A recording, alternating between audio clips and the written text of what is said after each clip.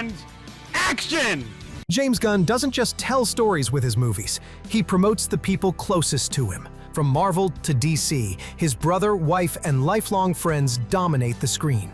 This isn't a coincidence, it's a strategy. But does that strategy make his projects more authentic? Or does it risk undermining Hollywood's claim of being a place for fresh and fair opportunities? To answer that question, we have to go back, way back to 1996, to a scrappy studio called Troma. If you don't know Troma Entertainment, picture the exact opposite of Marvel Studios. This was where Gunn got his start, writing a film called Tromeo and Juliet. Yes, that's a real movie. At Troma, there were no million-dollar casting directors or fancy agencies. You needed an actor, you grabbed your buddy.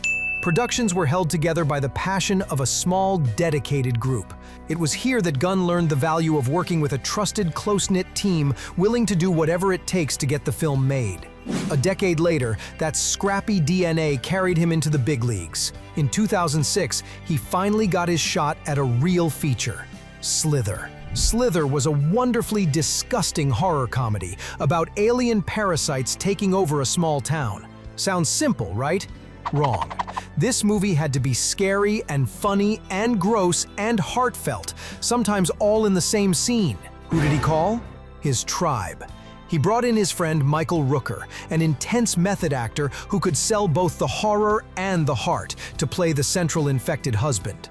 He gave a role to another friend, a then beloved but not yet superstar Nathan Fillion. And of course, he cast his brother Sean. This wasn't just casting. This was the birth of the Gunn family. See what's happening here? This wasn't a powerful director handing out favors. This was a guy who'd been in the trenches, calling on the only soldiers he knew he could trust. The pattern wasn't born in a Marvel boardroom. It was born in a grimy, slime-covered foxhole. But okay, that explains the early days. What about now? The guy is literally the co-CEO of DC Studios. So why does the pattern continue? This is where the story gets really interesting. And it all comes down to that talking raccoon. Oh, yeah. When Marvel announced a Guardians of the Galaxy movie, everyone thought they were insane. A talking raccoon, a sentient tree? It sounded like a joke. The only way it could possibly work is if you believed, truly, deeply believed, that these characters were real. So what did Gunn do? He doubled down on the family strategy, and the key to that was Rocket. He's the heart of the team, a tortured, angry, traumatized creature who hides his pain behind a wall of sarcasm and heavy artillery. To pull that off, you need more than just a funny voice. You need a soul. Bradley Cooper was the voice behind Rocket, and he was fantastic. He delivered the lines with the perfect mix of wit and rage. But he wasn't the secret weapon. The secret weapon was Sean Gunn. Sean Gunn was on set every single day in that uncomfortable suit, crawling on his hands and knees. He was acting out every scene. When Rocket cries, Sean is crying.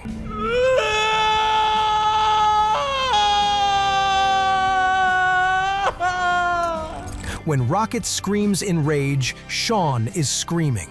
He gave the other actors a real presence to connect with. He gave the animators a living, breathing blueprint for every twitch, every sneer, every subtle movement. This isn't a handout. This is a highly specialized, physically demanding, and creatively crucial job. It's like being the lead puppeteer and the heart monitor for the movie's most complex character. To James Gunn, his brother wasn't just the easy choice. He was the only choice. Which brings us to the other guy. Nah, not this guy. The blue guy. Hey there, rat. How's it going, you blue idiot? If Sean Gunn represents the technical trust a director needs, Michael Rooker represents the emotional trust. Rooker is a lot. He's intense, he's gruff. He's got this live wire energy that can be intimidating. But James Gunn knows how to see past the tough exterior to the heart underneath. He's been directing Rooker for years, and he knows exactly how to write for that specific, beautiful, chaotic energy. He knew he could give Rooker a character like Yondu and trust him to make us care about him.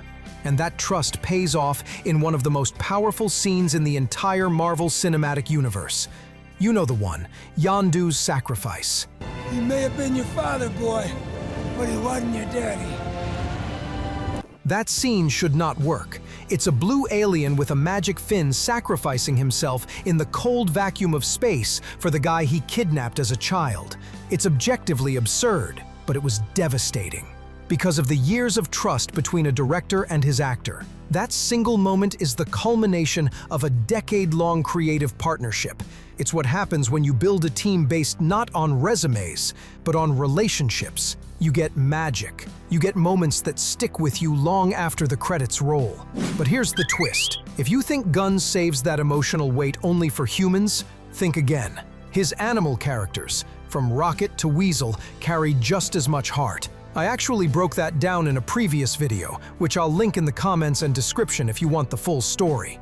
So, we have a pattern emerging. It's not about giving friends jobs. It's about building a creative shorthand. A team so in sync they can pull off the impossible. It's like a band that's been playing together for 20 years. They don't even have to look at each other. They just know where the music is going. Which brings us to the most controversial part of this debate. His wife, Jennifer Holland. She was originally cast as Amelia Harcourt in The Suicide Squad, and then had her role expanded significantly in Peacemaker and the broader DCU. Now that Gunn is the co-head of DC, her increased presence felt, to many, like the most blatant example of favoritism. Some fans even dubbed her the First Lady of the DCU. And you know what? It's a fair question to ask. In a world where opportunities are scarce, you have to scrutinize the choices of the people in power. But let's apply what we've learned. Gunn needed a character to anchor the weird, violent, and surprisingly sensitive world of Peacemaker. He needed an actor who could be tough, vulnerable, and funny, often in the same breath. Someone who had killer chemistry with John Cena's lovable idiot character. He chose Jennifer Holland. And it worked. Her performance in Season 2, Episode 6 of Peacemaker is already drawing calls for an Emmy nomination. Let's get nerdy for a second. What James Gunn has created isn't just a cast, it's a precision instrument. Gunn's movies are about broken people finding family in unexpected places. The Guardians aren't just characters, they're a metaphor for anyone who's ever felt like an outsider finding their tribe. Now imagine trying to sell that theme with a cast who barely know each other. You'd get technically proficient performances, but would you get that lived-in feeling of actual family? When Sean Gunn improvises with Chris Pratt, when Jennifer Holland banters with John Cena, when Michael Rooker delivers a heartbreaking monologue, there's a layer of genuine affection underneath the performance that you can't fake. It's the difference between watching strangers pretend to be family and watching actual family pretend to be strangers. Okay, let's pause for a second. I know what some of you are thinking. This sounds like you're just making excuses for Hollywood nepotism. Fair point. So let me ask you this. If the results are consistently great, does the method matter? Here's the thing about nepotism. It's everywhere in Hollywood. Chris Hemsworth's brothers Liam and Luke are major stars. The Gyllenhaal siblings, the entire Coppola dynasty. Don't forget Maya Hawke. She's in Hollywood because both her parents are famous. But here's what sets Gunn apart. He's not giving his family lead roles they can't handle. This is strategic collaboration with trusted performers. He's not making his brother the next Superman. Sean Gunn has been gradually building his role as Kraglin across multiple movies, earning each expansion through strong performances. Jennifer Holland started with a small role in The Suicide Squad, and only got expanded opportunities after proving herself. Compare that to true Nepo babies, who get handed lead roles in major franchises with no prior experience, simply because of family connections. Plus, and this is crucial, Gunn is completely transparent. When people question Sean's casting, he explains exactly why his brother was the right choice and what unique contributions he brings. He's not hiding his family-first approach. He's defending the creative reasoning behind it. Most importantly, the proof is in the pudding. Gunn's movies consistently overperform. His ensemble casts are consistently praised. His family consistently delivers memorable, beloved performances. If this is favoritism, it's the most competent kind in Hollywood history. But let's zoom out for a moment. What James Gunn has created isn't just about one director's casting choices. It's about a fundamental approach to filmmaking that's becoming increasingly rare in modern Hollywood. Most big-budget movies today are made by committee, executives, focus groups, market research. Everything is designed to minimize risk and maximize broad appeal. Gunn's approach is the opposite. He's building a creative ecosystem based on trust, shared vision, and authentic relationships. He's making personal, weird, emotional movies on massive budgets because he has a team that trusts his vision completely. Think about it.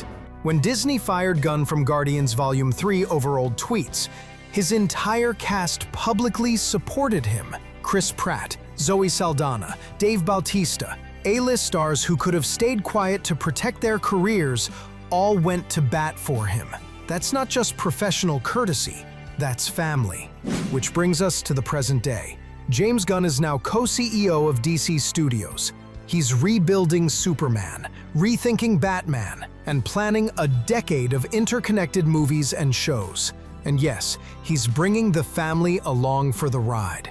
Nathan Fillion is playing Guy Gardner, the Green Lantern. Jennifer Holland's Amelia Harcourt is being positioned as a key player in the new DCU beyond Peacemaker. Sean Gunn will continue as Maxwell Lord.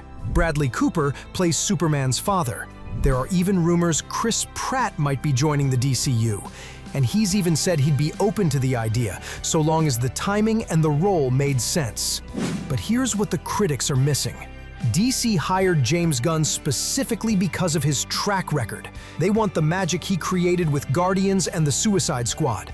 They want that authentic ensemble chemistry, that perfect balance of humor and heart.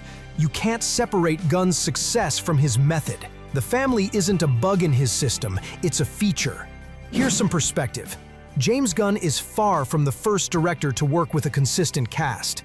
Quentin Tarantino has Samuel L. Jackson, Tim Roth, and Michael Madsen in half his movies. Christopher Nolan keeps coming back to Michael Caine and Christian Bale. We call this auteur filmmaking, and we celebrate it. So why is Gunn different? Maybe it's because his family includes actual family. Maybe it's because he's so open about it. Or maybe it's because we're living in an era where every casting choice gets dissected on social media. But the principle is the same. Great directors develop a shorthand with actors who understand their vision. They build trust through repeated collaboration. They create something greater than the sum of its parts. The only difference is that Gunn's doing it louder and more transparently than anyone else. So here's my take. James Gunn isn't just casting his family and friends because he can. He's doing it because it's the secret to his success. Gunn has built something organic, a creative ecosystem where trust enables risk-taking, where familiarity breeds innovation, where genuine relationships translate into authentic performances. Yes, it's technically nepotism, but in Gunn's case, it's more like a family-first creative strategy, a deliberate approach that consistently delivers emotional, entertaining, and commercially successful films. The proof is in the results. Guardians of the Galaxy turned a talking raccoon into one of Marvel's most beloved characters. The Suicide Squad rescued DC's reputation. Peacemaker became HBO Max's biggest hit. And all of it was built on the foundation of James Gunn's cinematic family. So the next time someone criticizes Gunn for casting his wife, his brother, or his longtime friends, remember this: you're not just seeing nepotism. You're witnessing a trusted collaboration strategy that fuels his storytelling. The Gunn family isn't holding back his movies. They're the reason his movies work. So what do you think? Is James Gunn's casting strategy genius or nepotism? Let me know in the comments below, and if you enjoyed this video, hit that subscribe button and check out my playlist for more DC content. Thanks for watching.